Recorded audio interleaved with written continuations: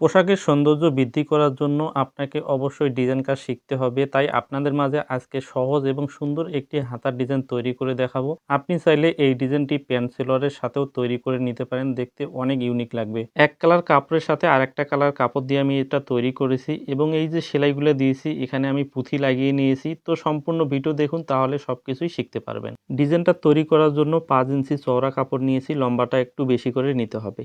এরপরে এক পাশ থেকে এভাবে কাপড়টা কোনা করে দিয়ে এভাবে বিট দিতে হবে। তো এভাবে ১ ইঞ্চি গ্যাপ রেখে রেখে কিন্তু বিটগুলা তৈরি করে নিতে হবে। কোনা বরাবর এভাবেই নিতে হবে, তাহলে দেখতে ভালো লাগে। আপনি যদি আমার এই চ্যানেল এবং ফেসবুক পেজে নতুন দর্শক হয়ে থাকেন তাহলে পেজটি অবশ্যই ফলো দিয়ে পাশে থাকবেন, আর ইউটিউব থেকে দেখে থাকলে সাবস্ক্রাইব করে পাশে থাকবেন।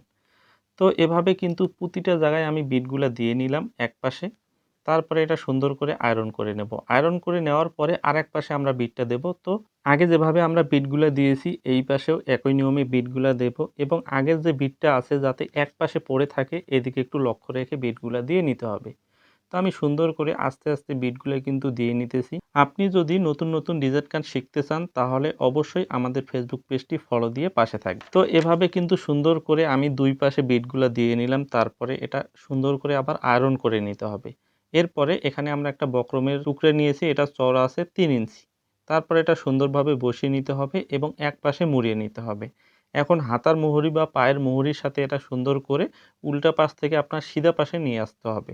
যেহেতু এক কালার কাপড় তাই আমি এক পাশ থেকে আরেক পাশে নিয়ে আসতেছি। এরপরে সিধা পাশে নিয়ে এসে এটার মুখে মুখে একটা চাপ সেলাই বসিয়ে দিতে হবে।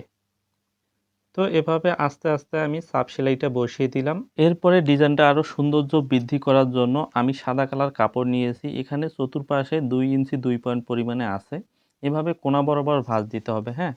এরপরে এই যে লক্ষ্য করুন এভাবে পটির নিচে লাগিয়ে দিতে হবে। তারপরে এখানে আমি লুপ নিয়েছি, লুপটা আগে তৈরি করে নিয়েছি। এভাবে ২ ইঞ্চি বা ২.৫ ইঞ্চি পরিমাণে আমি কাটিং করে নিতেছি। তো একটা করে এভাবে কোনা বরাবর পট্টি দেব, তারপরে একটা করে লুপ লাগিয়ে দেব। তো এভাবে কিন্তু আমাদের ডিজাইনটা তৈরি হয়ে যাবে। তারপর লক্ষ্য করুন এই যে আমি সেলাইগুলো দিয়েছি এগুলাতে আমরা পুঁথি লাগিয়ে নেব। তো কিভাবে পুঁথিটা লাগাবেন সম্পূর্ণ ভিডিও দেখুন, তাহলে শিখতে পারবেন।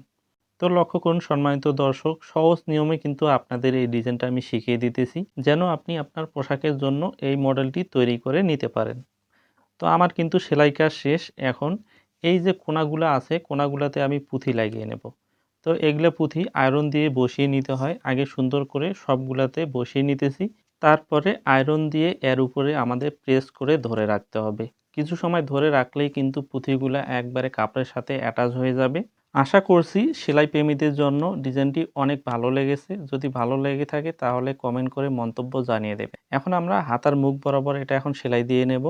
আপনার হাতার মাপ বা পায়ের মুহুরিতে যদি এই ডিজাইনটি তৈরি করেন সে বরাবর এটা সেলাই করে দেবেন। লক্ষ্য করুন ডিজাইনটা কত সুন্দর ইউনিক লাগতেছে। অল্প সময়ের ভেতরে এই ডিজাইনটা আমরা কিন্তু তৈরি করতে পারবো।